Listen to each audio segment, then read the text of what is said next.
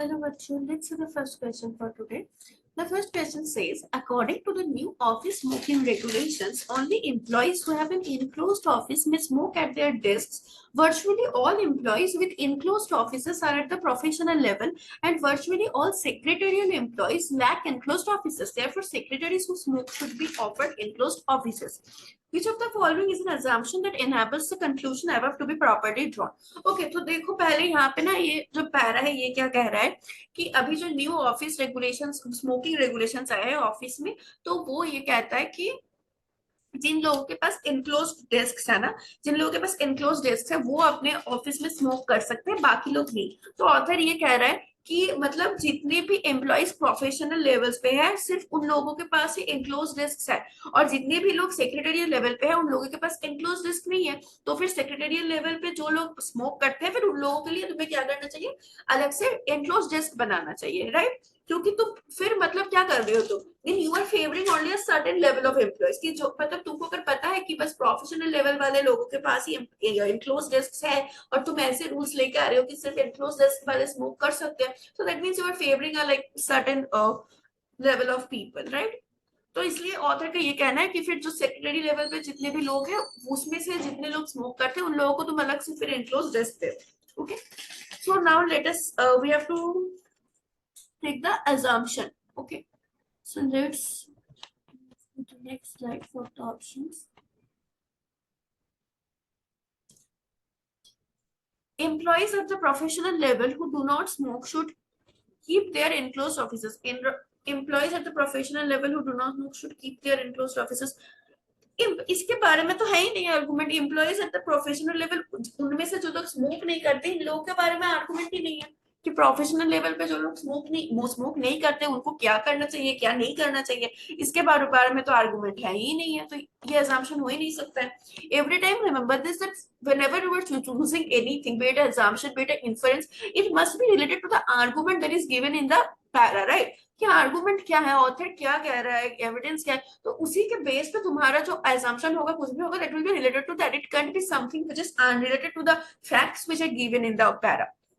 B देखते हैं employees with enclosed offices should not smoke at their desk even though the new regulations permit them to do so. नहीं ऐसा तो बिल्कुल भी नहीं है assumption क्योंकि ऑथर क्या कह रहा है कि सेक्रेटरी लेवल पे जो लोग काम करते हैं उनको भी तुम एनक्लोज्ड ऑफिसेज तो स्मोक नहीं करना चाहिए जिनके पास एनक्लोज्ड डेस्क है ये तो ऐसा तो कुछ बिल्कुल भी नहीं है। सी देखो employees at the secretarial level should be allowed to smoke at their desks even if they do not have enclosed offices. नहीं assumption ये तो नहीं होगा क्योंकि अगर ऑथर का ये कहना था तो फिर वो तो डायरेक्टली कह देता ना फिर सेक्रेटरी लेवल के भी सबको अलाउ कर दो। नहीं बट ऑथर क्या कह रहा है कि जो लोग सेक्रेटरी लेवल पे होके स्मोक करते हैं उनके लिए तुम क्या करो अलग से एनक्लोज्ड ऑफिस बनवाओ। तो ये ऑथर का assumption कभी भी नहीं हो सकता है कि सेक्रेटरी लेवल पे भी जितने लोग स्मोक करते हैं उनके पास डेस्क नहीं है तो तुम उनको ऐसे ही ओपन में करने का अलाउ कर दो। ये assumption बिल्कुल भी नहीं हो सकता है। अब डी देखते हैं The smoking regulation should allow all employees to smoke an equal opportunity to do so regardless of an employee's job level। Yes, D is the correct answer क्योंकि देखो ऑथर ने क्या किया ना he said he is not against this regulations or anything। उसका ये कहना है कि प्रोफेशनल की तुम जो इनक्लोज डेस्क की बात कर रही हो ये इनक्लोज डेस्क सिर्फ प्रोफेशनल लेवल के एम्प्लॉयज के पास है अब सेक्रेटरी लेवल के लोगों के पास तो है नहीं। तो अब इन लोगों में से किसी को स्मोक करना होगा तो वो कैसे करेगा। तो इसके लिए तुम क्या करो ऐसे लोगों के लिए भी तुम बनवाओ ये इनक्लोज डेस्क। तो ऑथर का एग्जाम्पशन यही है कि जितने भी एम्प्लॉयज है अगर कोई रेगुलेशन आ रहा है so it should equally apply to all the employees वो कोई एक पर्टिकुलर लेवल को फेवर नहीं करना चाहिए राइट। तो option D will be the correct answer. Next question the Acme corporation has found that improvements in its information technology infrastructure allows its employees to make more decisions that are both sound and well informed than was previously feasible। Consequently, the corporation plans to improve employee productivity by introducing new managerial techniques that delegate much of the decision making to lower levels of organizational hierarchy। Managers will simply set clear standards and guidelines and then allow employee teams to undertake tasks without centralized control। Which of the following, if true, would most strongly support a prediction that the Acme Corporation plan will achieve its goal? ठीक है तो पहले तो हम देखते हैं Acme corporation का plan क्या है। तो एक्मे कॉर्पोरेशन जो है ये इसका प्लान ये है कि एम्प्लॉय प्रोडक्टिविटी बढ़ाने के लिए हम एक नया टेक्निक इंट्रोड्यूस करेंगे, और उसमें क्या होगा कि जो मैनेजर लोग होंगे ये लोग ज्यादा कंट्रोल नहीं करेंगे लोअर एम्प्लॉयज को, ठीक है। ये लोग मतलब जो रहता है ना कि तुम हर एक काम कर रहे हो फिर मैनेजर को इन्फॉर्म कर रहे हो, फिर वो कुछ बता रहा है फिर तुम कर रहे हो, तो ऐसा नहीं होगा कि ओवरऑल कि पूरा एकदम स्ट्रिक्ट कंट्रोल बाय मैनेजर, ऐसा नहीं होगा। बट क्या होगा ना कि मतलब manager will be there to tell your task, to set the guidelines, to set the standards, but जो डिसीजन मेकिंग है या फिर जो काम है वो काफी हद तक जो लोअर लेवल एम्प्लॉयज है वो लोग भी करेंगे। सारे पावर सिर्फ मैनेजर के पास नहीं रहेगा। और एक्मे कॉर्पोरेशन का ये मानना है कि एम्प्लॉय प्रोडक्टिविटी क्या होगा ऐसे इंक्रीज होगा कि when you remove that total control of manager and let the lower level employees also to decide for the company, also to do their work somewhat autonomously, okay। तो Acme corporation का यही मानना है, मतलब इन लोगों का यही प्लान है कि मैनेजर के कंट्रोल को थोड़ा कम करना to increase the productivity of the employees. अब हमें देखना है would mostly strong support a prediction, हाँ। तो हमें ऐसा ऑप्शन चूज करना है which will support this plan, okay. तो ऑप्शंस देखते हैं। The corporation will be able to cut its managerial staff only if the manager's sole function is to set clear standards and guidelines for employees, will be able to cut its managerial staff। देखो ये again unrelated है एकदम। the argument is nothing about cutting of managerial staff or to reduce managerial staff, इसके related कुछ है ही नहीं। it is basically about increasing the productivity of the employees। main concern है productivity of the employees, और वो productivity increase करने के लिए हम लोग एक नया प्लान लेके आ रहे हैं, तो ए तो होगा ही नहीं। बी देखते हैं। After Acme's information technology infrastructure was improved, very few of Acme's managers continued to believe that only managers should make most of the decisions। Again देखो ये भी अनरिलेटेड है कि ये इंफॉर्मेशन टेक्नोलॉजी बनाने के बाद मैनेजर्स का क्या बिलीफ था, उनका बिलीफ में क्या चेंजेस है, ये सब तो रिलेटेड है ही नहीं ना पैसेज से। बस इतना है कि इंफॉर्मेशन टेक्नोलॉजी जो था उसको ठीक करके देखा गया कि it was beneficial for the company. तो अभी हम क्या प्लान कर रहे हैं ना कि एम्प्लॉयज की प्रोडक्टिविटी बढ़ाने के लिए जो मैनेजर का स्ट्रॉन्ग होल्ड होता है उसको कम करेंगे, और लोअर लेवल के एम्प्लॉयज को भी ऑटोनॉमी देंगे थोड़ा बहुत डिसीजन मेकिंग ये सब में पार्ट लेने के लिए। तो ये मैनेजर्स का क्या मानना था, इन लोगों का बिलीफ चेंज हुआ कुछ हुआ, इससे रिलेटेड आर्गुमेंट है ही नहीं। तो ये तो सपोर्ट कैसे करेगा, ये सपोर्ट करने के लिए तुम्हारे प्लान को स्ट्रेंथन करने के लिए भी कुछ होना चाहिए ना उसी टॉपिक से रिलेटेड, मतलब उसी पॉइंट से रिलेटेड, सिर्फ टॉपिक नहीं उसी पॉइंट से रिलेटेड होना चाहिए। टॉपिक से तो ये भी रिलेटेड है but this doesn't go with the line, right. तो बी भी नहीं होगा। अब सी देखते हैं। Most of the task currently perform by the corporations employees require few if any significant decisions to be made. I think this doesn't make any sense, right, कि तुम ये बोल रहे हो ना कि अभी मतलब ज्यादा से ज्यादा जितने भी काम है उसमें कोई सिग्निफिकेंट डिसीजन कर लेने का कुछ है ही नहीं।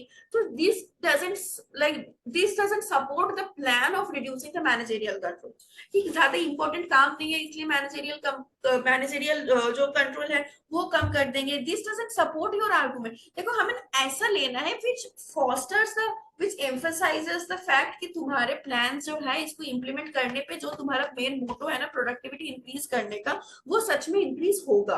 तो तुम्हें ऐसा कुछ एग्जाम्पल, कोई चाहे कोई और फील्ड से हो कुछ भी हो, ऐसा कुछ एग्जाम्पल इनकलकेट करना है कि तुम्हारा मेन पॉइंट जो है वो एनहांस हो, कि ये जो प्रोडक्टिविटी है ये इंक्रीज होगा by reducing this managerial load. तो we have to choose such option. Now option C क्या कह रहा है कि अभी जो सिग्निफिकेंट टास्क डिसीजंस है ये मतलब बहुत कम है, ऐसा टास्क बहुत कम है जहां पे सिग्निफिकेंट डिसीजन लेना पड़ेगा। तो ये तो असम्पशन नहीं होगा ना कि इसके लिए हम लोग क्या करते हैं कि मैनेजरियल होल्ड कम कर देंगे, नहीं। तो इस प्रोडक्टिविटी का पॉइंट कहाँ गया, मेन पॉइंट ही क्या है, मेरा मेन एम ही क्या है, तो इंक्रीज द प्रोडक्टिविटी। वो तो यहाँ पे कुछ बता ही नहीं रहा है, तो सी को भी हम हटा देंगे। डी देखते हैं।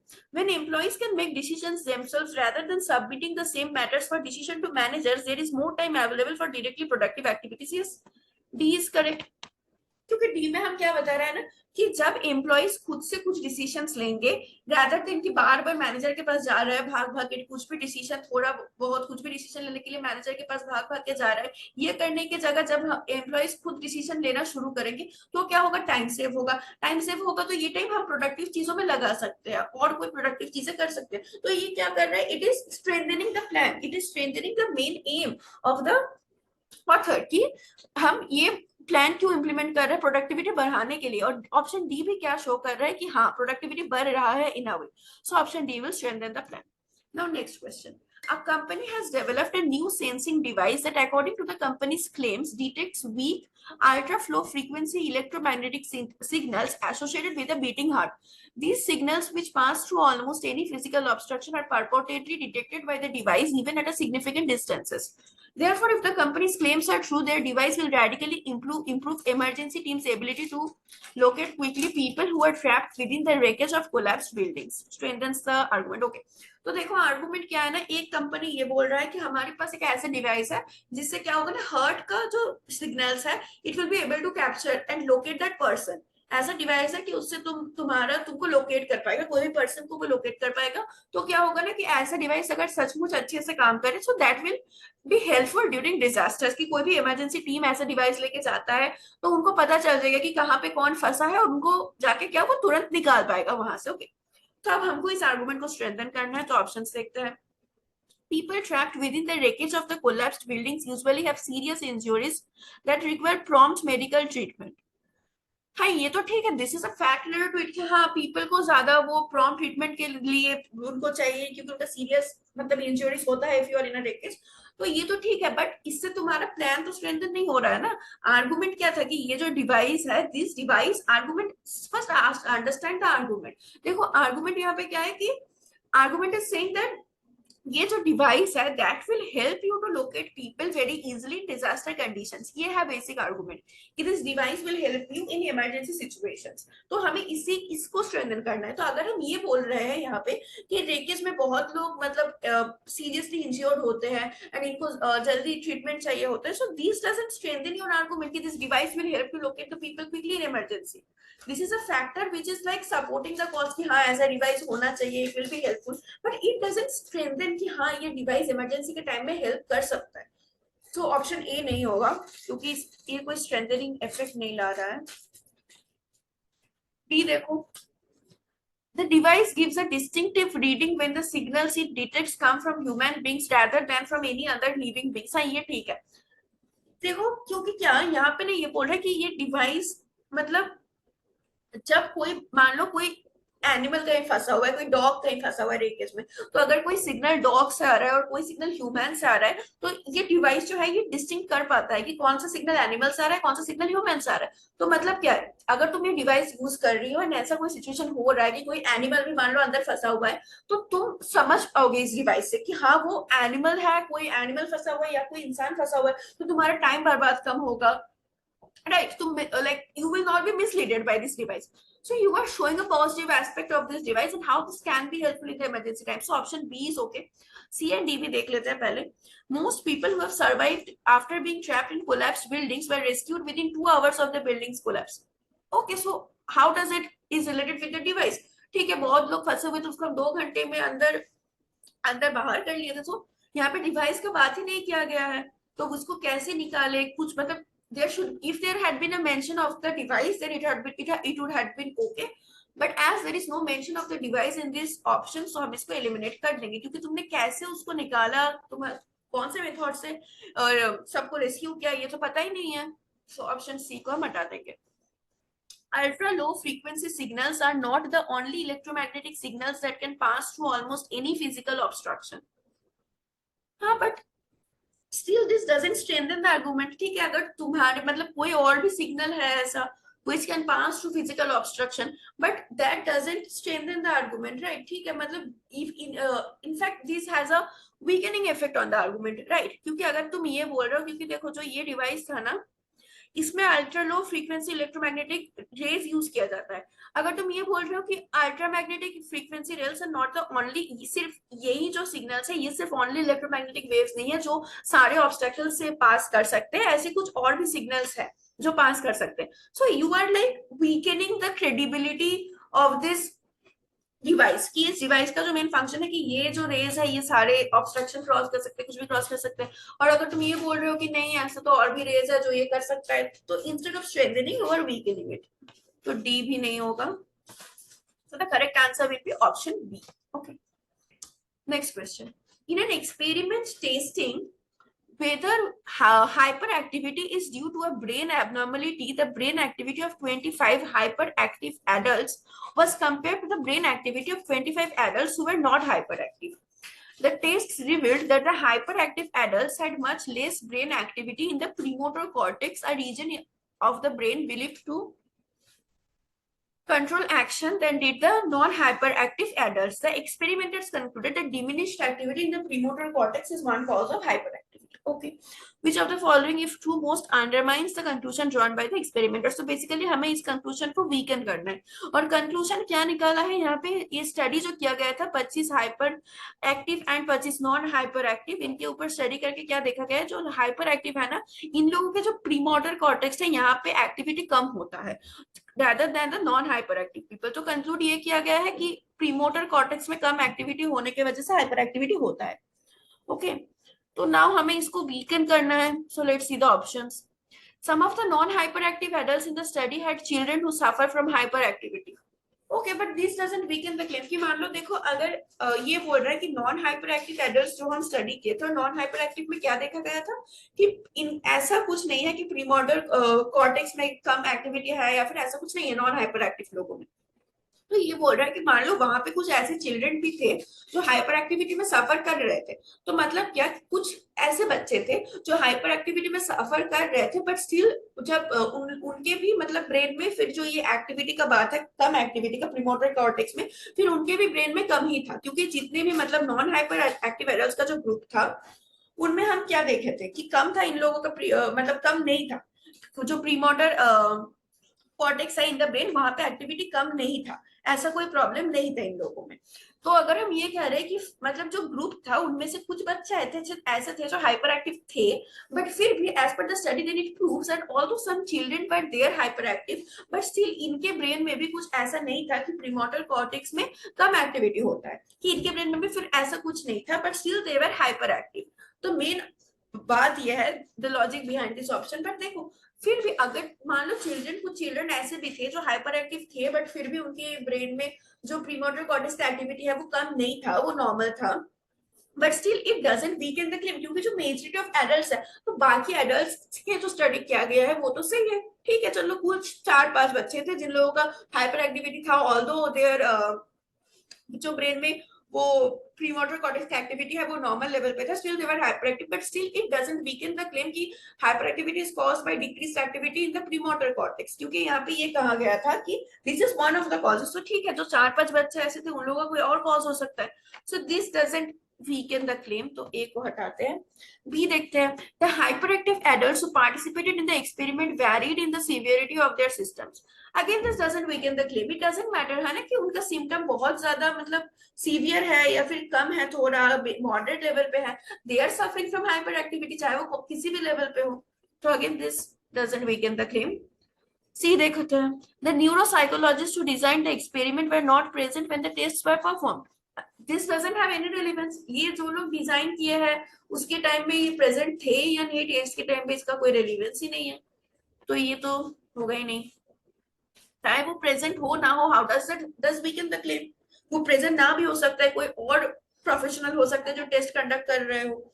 So this is not related. D देखते हैं.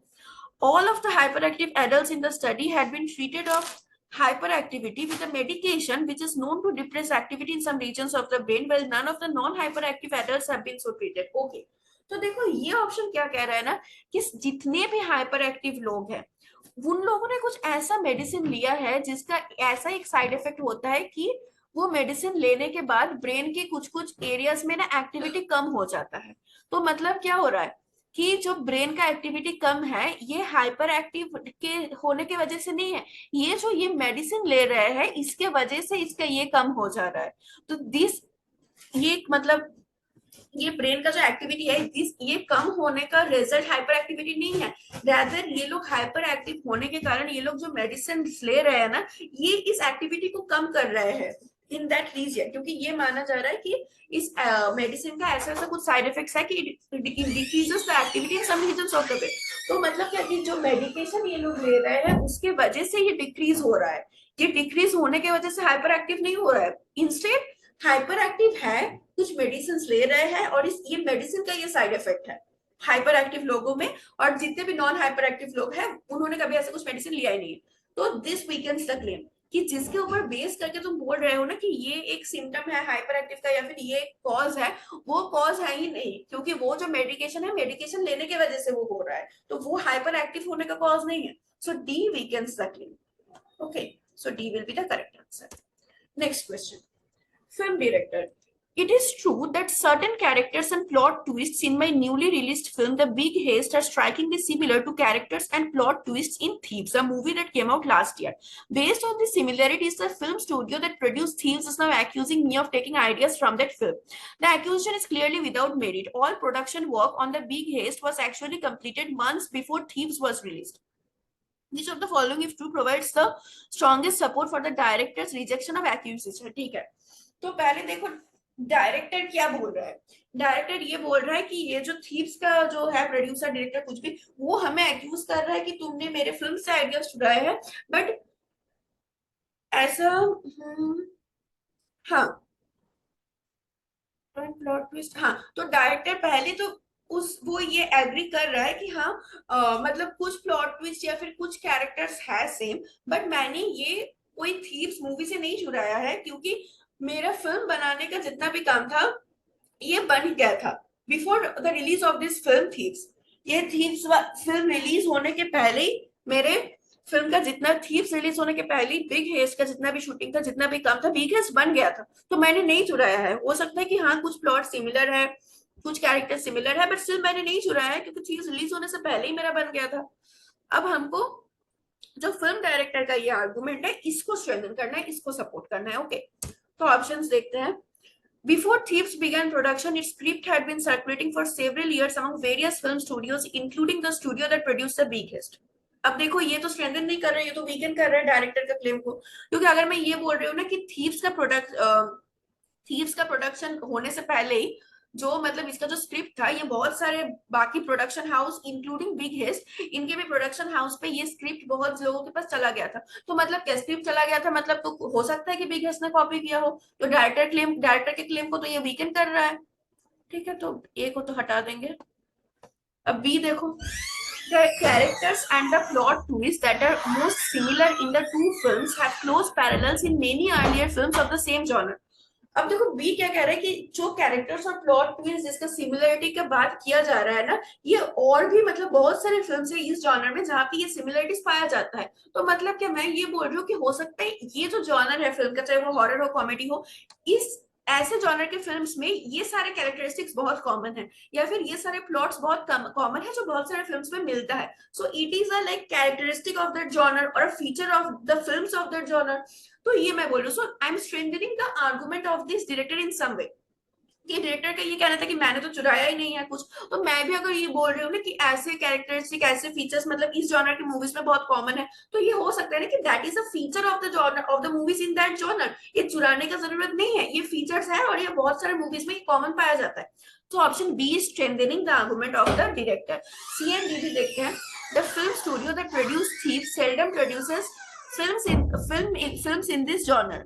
ये कोई रिलेशन नहीं है वापस सी के साथ. ये तो कोई स्ट्रेंथन नहीं कर रहा है कि जो थीव्स प्रोड्यूस किया है जो स्टूडियो ने, ये मतलब बहुत सेल्डम ये ज्यादा ऐसे फिल्म्स प्रोड्यूस नहीं करते हैं.